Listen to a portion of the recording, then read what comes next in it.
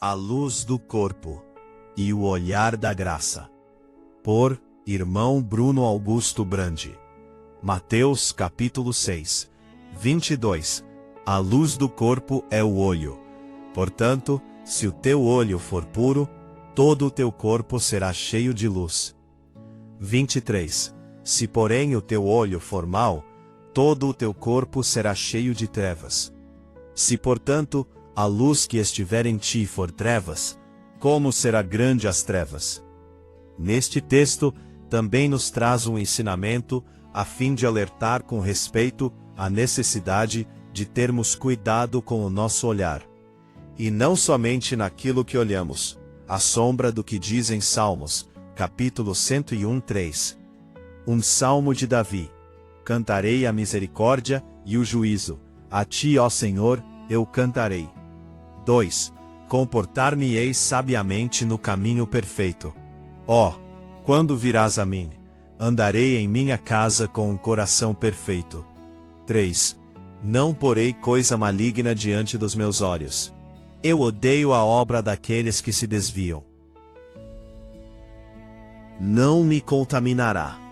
Sim, de fato aquilo que nós assistimos, em que fitamos nossos olhos, fitar, fixar, observar, reter o olhar, tem um valor espiritual muito grande, e tem um potencial de contaminar nossa alma, pois pode levar nossa carne a pecar por meio do desejo.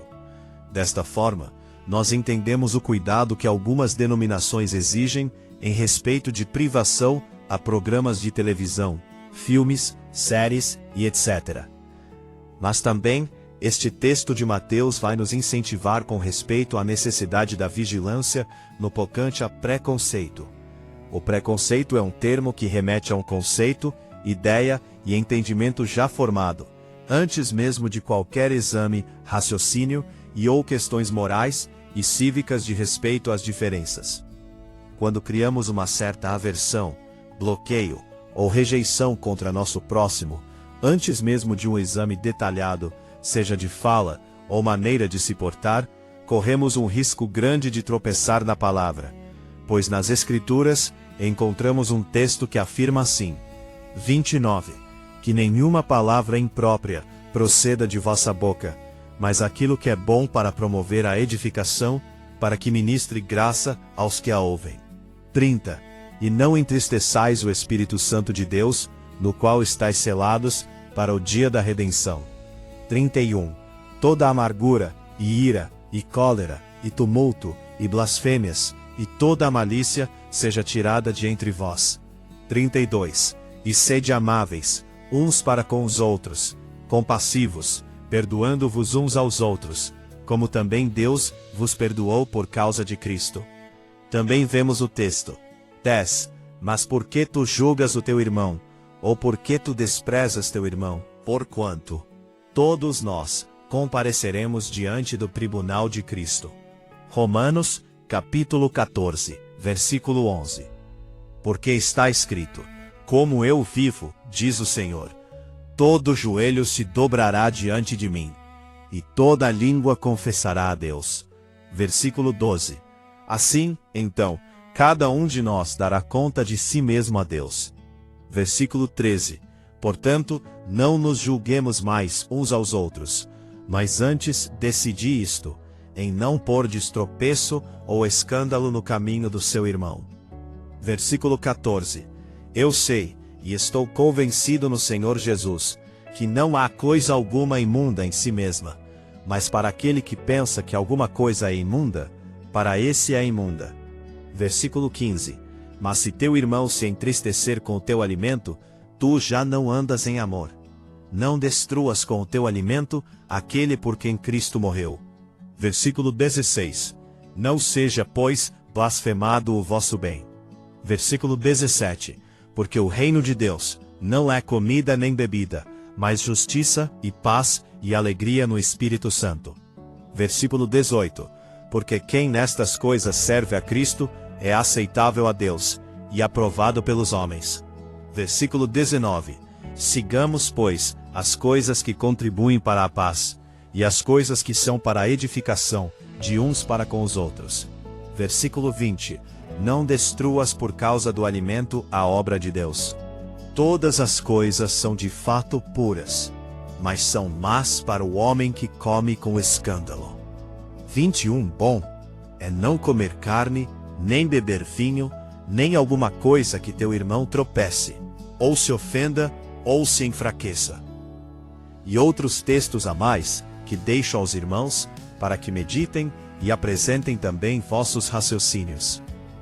Pois bem, pensando sobre essas coisas, tenhamos por certo que o amor de Deus, embora não excluía a correção e exortação, ela é paciente, longânime e bondoso. E nisto no trato, como o apóstolo Paulo diz, domésticos na fé. Sejamos tardio em enxergar malícia e ou maldade. Tenhamos paciência e sensibilidade. Muitas as vezes, as guerras diárias fragiliza e enfraquece nosso próximo. E assim, busca refúgio naquele que também caminha a mesma jornada, um ponto de ajuda e socorro nas horas difíceis. Sabendo que nada podemos fazer, mas orando a Deus, com súplicas diante de Deus. Estende o Criador seu mando de graça, e reveste de amor e caridade nosso irmão. Não olhemos para nosso próximo com sentimento de que, esse aí não sei não, com sentimento e pensamento de desprezo ou de nojo. Nosso pensamento deve ser apenas de amor, caridade e bondade, pensando sempre de forma que enxerguemos pelos olhos da graça. Exemplo: quando Jesus passou pelas cidades, enxergou um homem moribundo com chagas terríveis, uma lepra que tomou o corpo daquele homem.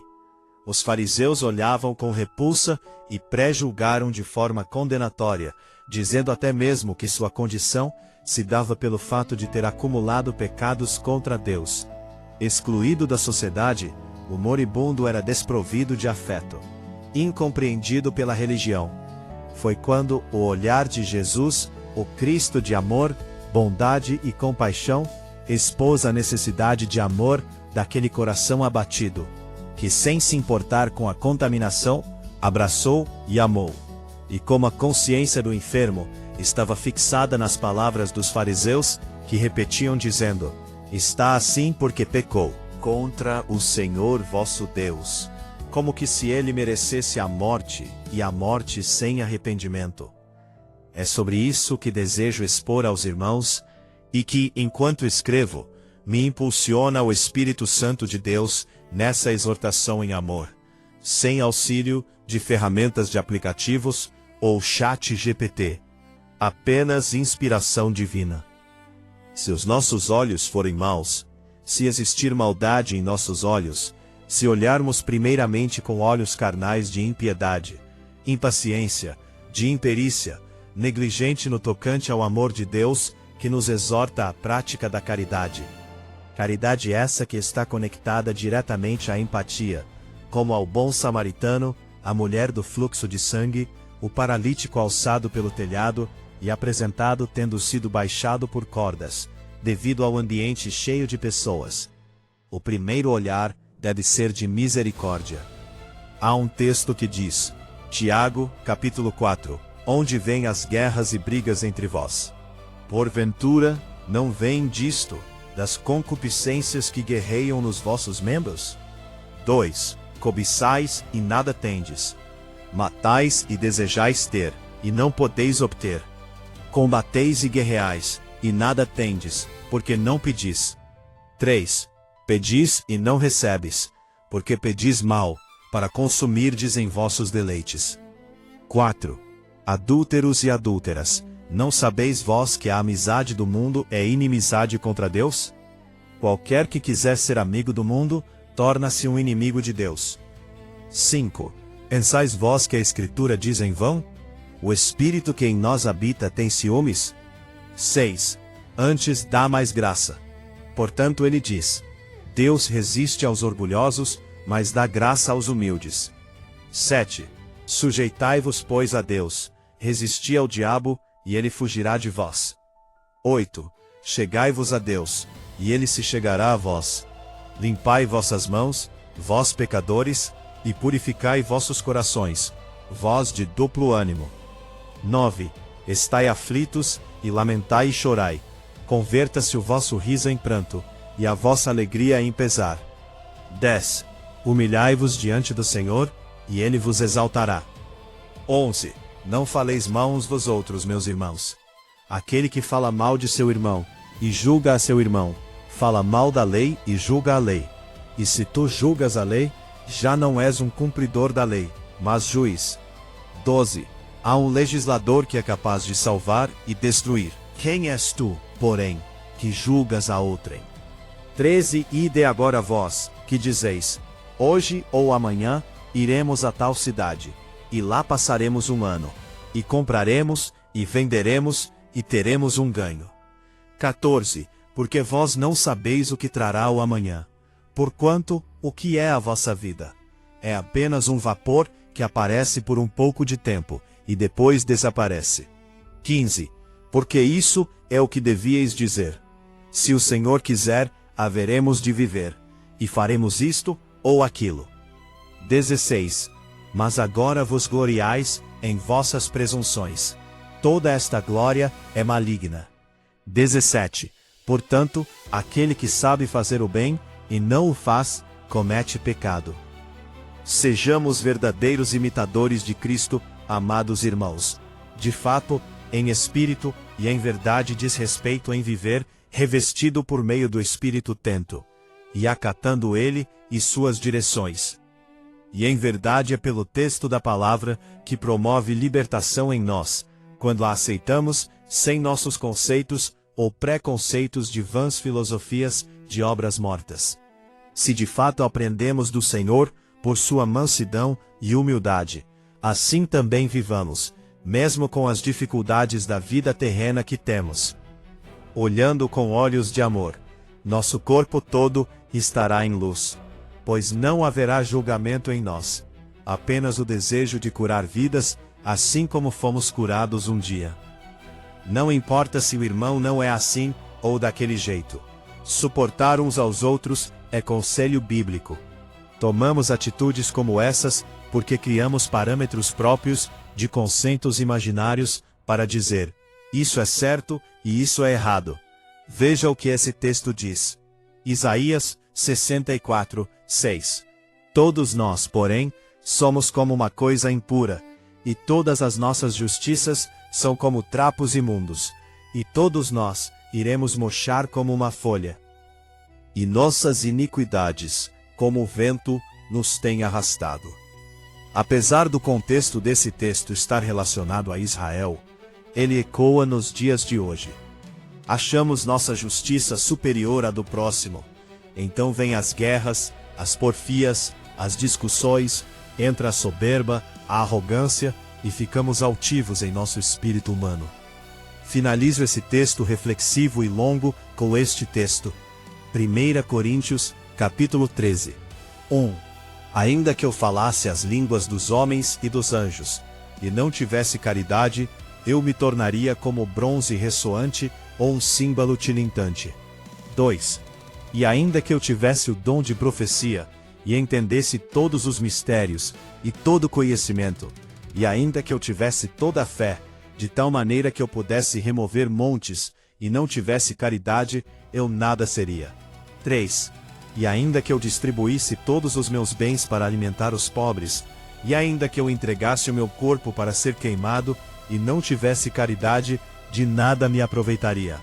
4. A caridade é sofredora, e é benigna. A caridade não é invejosa. A caridade não se vangloria, não se envaidece, não se comporta indecentemente, não busca os seus interesses, não se irrita facilmente, não pensa mal. 6. Não se regozija com a iniquidade, mas regozija com a verdade. 7.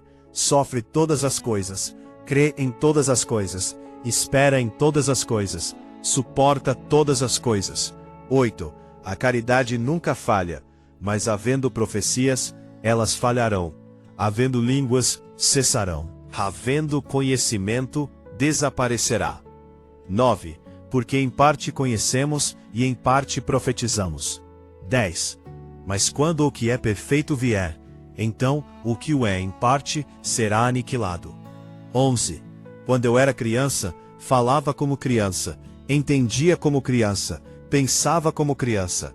Mas quando eu me tornei homem, eu coloquei de lado as coisas infantis. 12. Porque agora vemos através de um espelho, sombriamente. Mas então veremos face a face. Agora eu conheço em parte, mas então conhecerei como também eu sou conhecido. 13. E agora permanecem a fé, a esperança e a caridade. Estas três. Mas a maior destas é a caridade. Como você tem olhado para o seu próximo? Com o olhar de julgamento dos fariseus? Ou com o olhar de misericórdia de Cristo? Fazemos uma reflexão profunda baseada em Mateus 6, 22 e 23. E outras passagens bíblicas sobre a pureza do nosso olhar.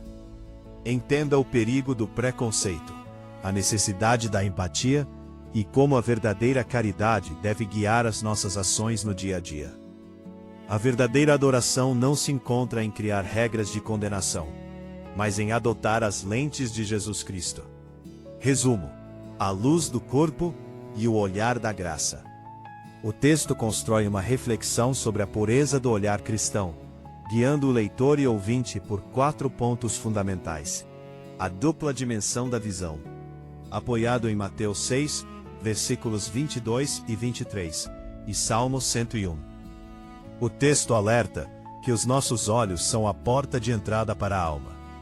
O cuidado deve existir não apenas com o que consumimos visualmente, que pode contaminar a mente, mas principalmente com a forma e a intenção com que olhamos para as pessoas.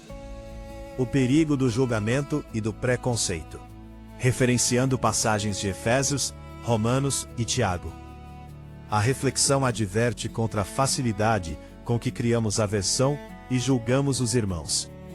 Esse comportamento gera amargura e divisões, esquecendo-se de que a nossa própria justiça humana é falha, comparada a trapos imundos.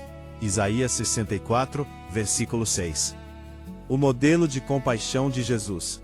O ponto alto da reflexão é o contraste entre o olhar farisaico e o olhar de Cristo.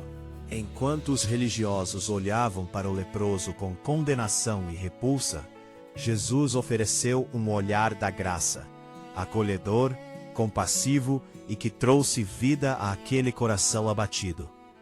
A prática da caridade e da empatia, o chamado prático, é para que sejamos imitadores de Cristo.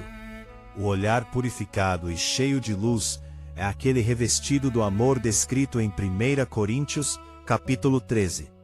Suportar as falhas alheias, evitar a malícia e oferecer misericórdia é a verdadeira evidência de uma vida guiada pelo Espírito Santo.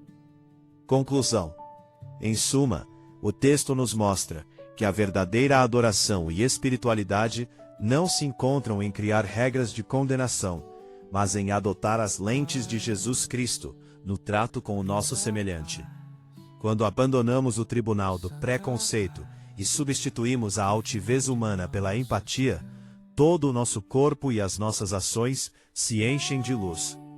A mensagem nos ensina que diante das fragilidades alheias, a nossa principal vocação não é julgar, mas oferecer o mesmo olhar de graça, paciência e amor, caridade, que Deus, em sua infinita misericórdia, nos estendeu. Aplicação pessoal. O desafio prático do olhar da graça. Meus irmãos, o desafio prático que fica para o nosso dia a dia é simples, mas profundamente transformador. Quando você sair de casa hoje, seja para o trabalho, para a igreja ou no próprio convívio familiar, inevitavelmente você vai se deparar com as falhas, os erros e as fragilidades de outras pessoas. A grande pergunta que deve ecoar em nosso interior é: com quais olhos eu vou enxergá-las hoje? A nossa natureza humana sempre terá a tendência de apontar o dedo, buscar a falha e montar um tribunal invisível em nossa mente. É o caminho mais fácil, mas é também o caminho das trevas. O verdadeiro ensinamento de Jesus nos chama para sermos agentes de cura. Pense nisto. Se você mesmo já foi alcançado e revestido por essa maravilhosa graça, se os seus próprios tropeços foram perdoados na cruz por Cristo, como podemos reter a misericórdia para com o nosso próximo?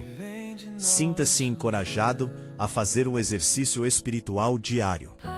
Antes de emitir qualquer opinião, de fazer uma crítica ou de deixar um preconceito dominar os seus pensamentos, respire fundo, ore em silêncio e peça: Senhor, empresta-me os teus olhos. Ajuda-me a enxergar a dor ou a necessidade que existe por trás dessa atitude. Lembre-se de que muitas vezes, a pessoa que mais parece merecer o nosso distanciamento é exatamente aquela que mais precisa de um refúgio, de uma palavra de esperança e de um abraço.